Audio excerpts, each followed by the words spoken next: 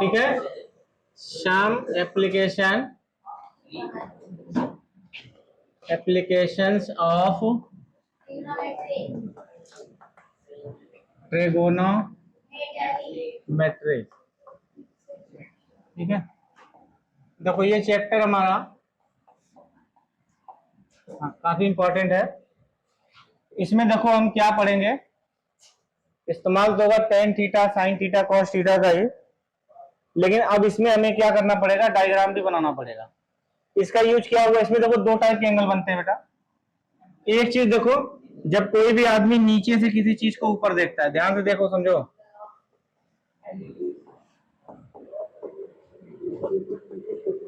ठीक है, जब कोई आदमी नीचे से किसी चीज को ऊपर देखता है, जैसे मान लो यहाँ पे कोई काइट है ना, ठीक है, तो ये इस पतंग को ऐसे देख रहा है। ठीक है, ध्यान समझना, कॉन्सेप्ट समझना क्या है इसका। तो जब भी कोई भी इंसान अपनी आंखों को हॉरिजेंटल से जितना ऊपर अपनी नजर को उठाता है, यानी ये इसका हॉरिजेंटल लाइन है, ठीक है, तो जितना ये अपनी नजर को ऊपर करता है बेटा, इसके बीच जो एंगल बनता है, इस एंगल को थीटा बोलते हैं, और ये एंगल का नाम होता है, क्या होता है, इसको बोलते हैं एंगल ऑफ एलिवेशन। एलिवेशन,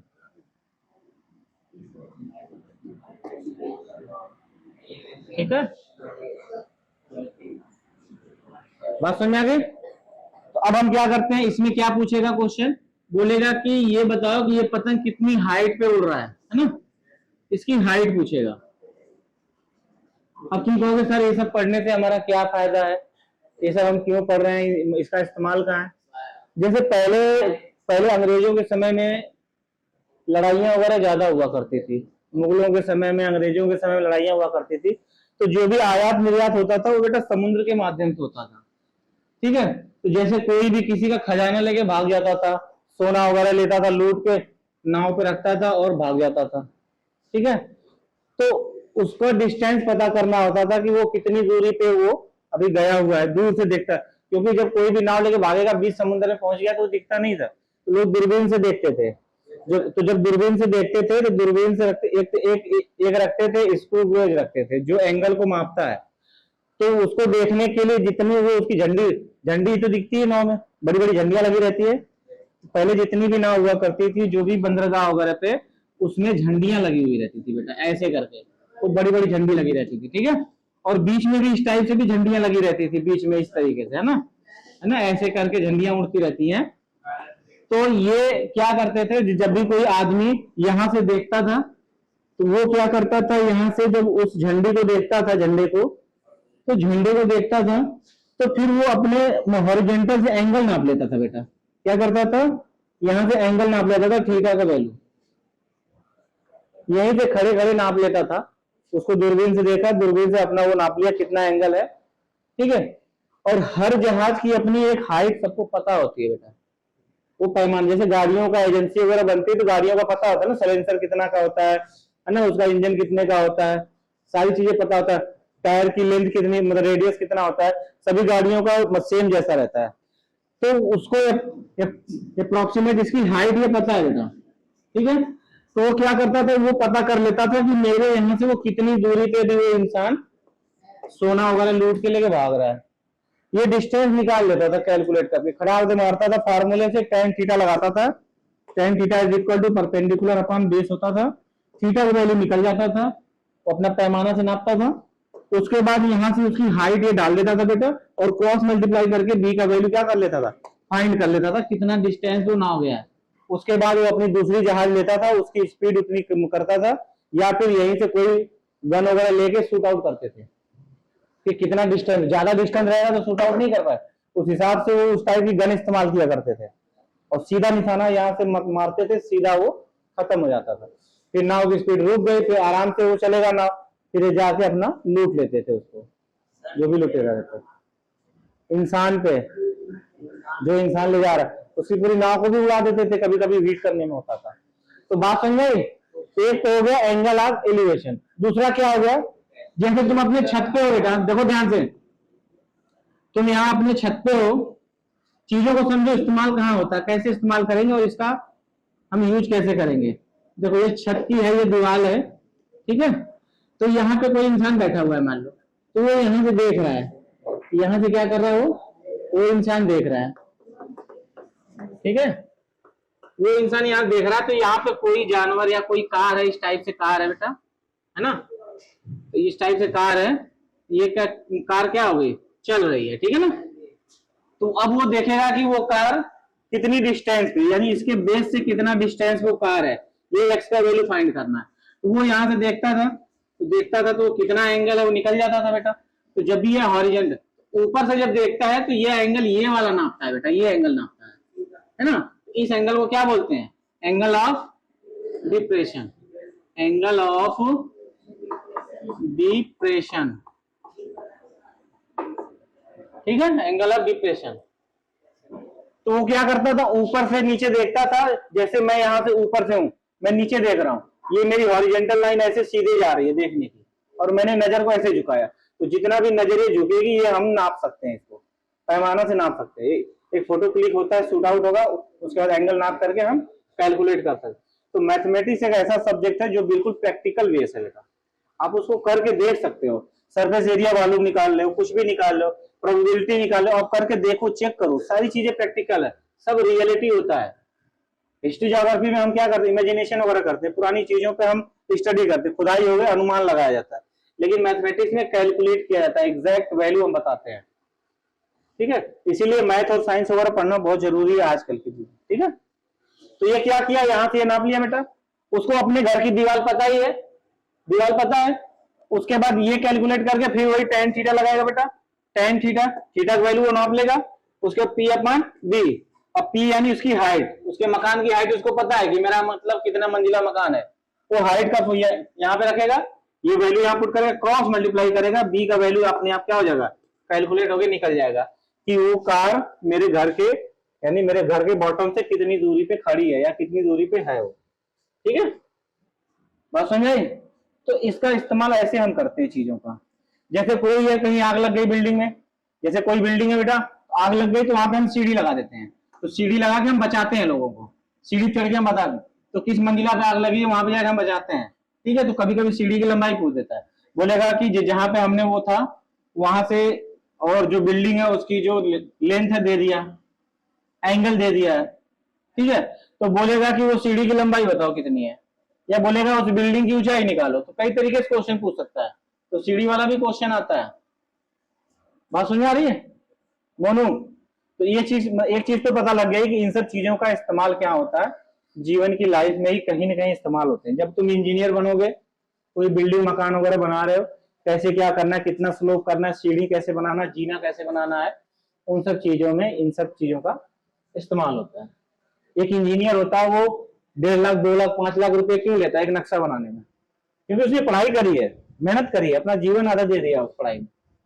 वो जो कुछ बनाएगा वो ऐसा बनाएगा कि वो कभी वो बिल्डिंग में कोई कमी नहीं आएगी। जैसे कोई है नौसिखिया है, गांव में काम किया, बना दिया, पता चले कि 1.5 साल में बिल्डिंग गिर गई, पढ़ा लिखा नहीं था, उसने बना दिया। इसी तरीके से डॉक्टर भी होते हैं, किसी बड़े डॉक्टर के यहाँ जाके प्रैक्टिस कर लेते हैं, देखते हैं डेली आया कोई 10 पेशेंट आया, कोई पेट दर्द का आ रहा है, कोई उल्टी वाला आ रहा है, कोई डेंगू वाला आ रहा है, कौन सी टेबलेट दे रहा है, रट लिया, 10 साल 5 साल रह के उसके अंदर में रट लिया, अपना जाके खुद का क्लिनिक खोल लिया, दवाई दे रहा है, लोग ठीक चल रहे हैं। लेकिन कभी केस बिगड़ जाता है तो फिर ऐसे लोगों पे केस हो जाता है, फिर वो जेल में चले जाते हैं। इसीलिए पढ़ाई का होना जरूरी है, सर्टिफिकेट का होना जरूरी है।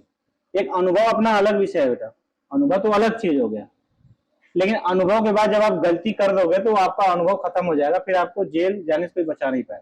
अगर आपके पास सर्टिफिकेट है, जैसे ड्रग्स ऑफिसर वगैरह होते हैं, मेडिकल ऑफिसर होते हैं, वो इंक्वायरी करते जगह, कोई ऐसा तो नहीं है जो फर्जी में मतलब दुकान खोल के बैठा है।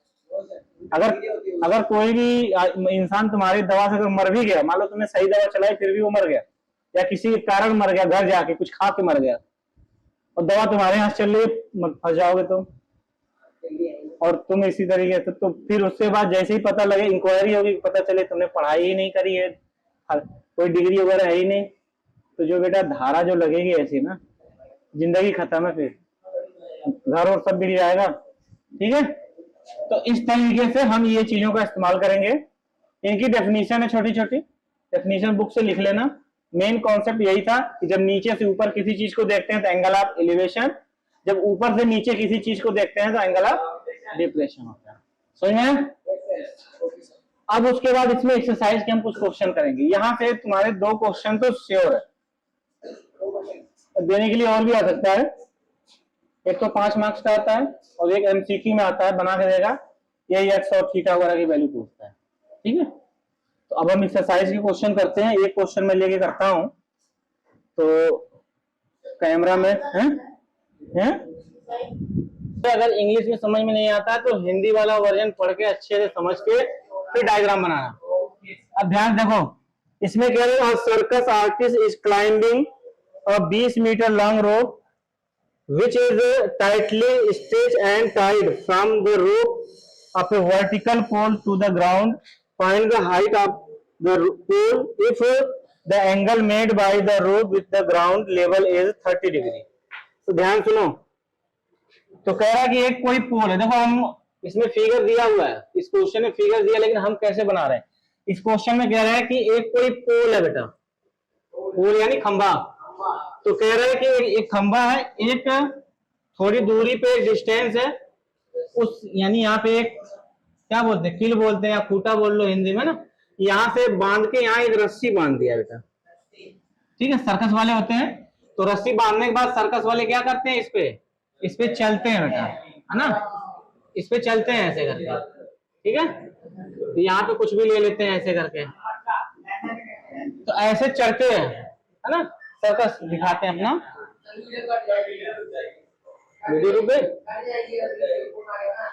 वीडियो कट से एक किनारे पे रस्सी बांधी गई है, वो सर्कस है, वो सर्कस वाले क्या करते हैं, जो भी होते हैं वो इस रस्सी पे चढ़ते हैं। तो फिर इसमें क्या कह रहा है, कह रहा है कि जो भी इसका हॉरिजॉन्टल लाइन से यानी बेस से जो भी ये एंगल बन रहा है बेटा इसका, तो वो कितना है, 30 डिग्री है। तो पूछ रहा है कि find the height of the pole, कह रहा है इस पोल की क्या निकालना है, हाइट निकालनी है, ये कितनी हाइट इसकी है। ठीक है, और रस्सी की लंबाई दे दिया है, ये रस्सी कितना है बेटा, 20 मीटर। तो जब भी देखो एक चीज ध्यान देना, इसमें देखो अब यहाँ पे टैन मत लगाना। अब यहाँ पे देखो हम हमेशा डायग्राम बनाएंगे तो देखेंगे, और ये चीजें हमेशा पाइथागोरस ये राइट एंगल ट्रायंगल में लगता है, एक चीज याद ध्यान देना। ठीक है, तो इसमें कह रहा है कि इसकी हाइट निकालो, हमको बेस नहीं दिया है, जब बेस नहीं दिया है हाइट पूछ रहा है तो हमेशा याद रखो टैन मत लगाना। अब हमको क्या है, एच है और पी है, तो पी अपॉन एच किस में होता है, साइन थीटा में। तो ये रेशियो का भी ध्यान रखना, क्या क्या दे रखा है। तो कहेंगे इन ट्रायंगल इसका नाम दे देना A B C, in triangle A B C sine theta, यानी साइन 30 इज इक्वल टू हो जाएगा, क्या होता है, परपेंडिकुलर अपन हाइपोटेन्यूज। तो परपेंडिकुलर कितना, जब पी अपॉन एच लिख दो एक बार। अब यहाँ पे देखो साइन थीटा, साइन 30 का वैल्यू कितना होता है, 1/2 होता है, और पी का वैल्यू कितना है बेटा, निकालना है, एच है, और एच का वैल्यू कितना है, 20 मीटर। तो क्रॉस ये दो कटेगा, 2 एकम 2, 2 दाह में 2, एच बराबर कितना हो गया, 10 मीटर। ये क्या हो जाएगा, आंसर हो जाएगा। यानी जो भी पोल की जो हाइट है वो कितना है, 10 मीटर है। तो 10 मीटर के पोल पे 20 मीटर की रस्सी बांध के निकाला गया। अब तुमको ये निकल गया 10 या अगर 20, अब तुम ये भी निकाल सकते हो, है ना, पोल से कितना दूरी पे रस्सी को बांधा गया है, निकाल लोगे ना पाइथागोरस लगा के। समझ आ गई, कर लेना इसको। या फिर यहाँ पे तुम पी अपॉन एच, अब ये निकलने के बाद अब तुम ये ट्री है, ठीक है। तो कह रहा है कि आंधी चली, एक पेड़ खड़ा है, अचानक से तूफान आ जाता है, बहुत तेज तूफान आता है, पेड़ क्या करता है, टूट जाता है बेटा, यहां से टूट गया और टूटने के बाद जाके जमीन से लग गया यहाँ पे। ठीक है, तो जब ये जमीन से टूट के लग गया पेड़, तो वो जहां पेड़ खड़ा है, इस पेड़ जो खड़ा है उस पेड़ से जहां पे वो उसका जाके जो है तो टच किया है, वो डिस्टेंस बेटा 8 मीटर है। ठीक है, तो कितना मीटर है, 8। पेड़ के जड़ से 8 मीटर की दूरी पे जाके टच किया, और जैसे ही वो टच किया जो एंगल बन रहा था वो 30 डिग्री बन रहा था। इसका नाम दे दो ABC। कह रहा है इसकी पूरी हाइट बताओ, पूरी हाइट को कैपिटल एच ले लेना, है ना। अब इसको मान लेना स्मॉल एच, कहेंगे इन ट्रायंगल ए बी सी, तो टेन ले लो बेटा। देखो बेस और मतलब हाइट है, बेस और परपेंडिकुलर, तो क्या लेंगे 10, तो ले लेंगे 10 30 डिग्री इज इक्वल टू होता है परपेंडिकुलर अपॉन बेस। 10 30 का वैल्यू होता है 1/√3। देखो मैं पूछ नहीं रहा हूँ किसी बच्चे से, मैं अपने से लिख दे रहा हूँ, लेकिन सभी बच्चों को वैल्यू इसकी याद होनी चाहिए, ठीक है। मैं पूछ नहीं रहा हूँ बीच बीच में। अब देखो अगला है पी का वैल्यू एच मैंने लिया है और बेस का वैल्यू कितना 8 है बेटा। अब इसको इधर लाओ, इसको लेके जाओ उधर, तो ये क्रॉस मल्टीप्लाई करो, ये हो जाएगा h√3 is equal to 8, h बराबर हो जाएगा 8 अपॉन √3, ठीक है। अब देखो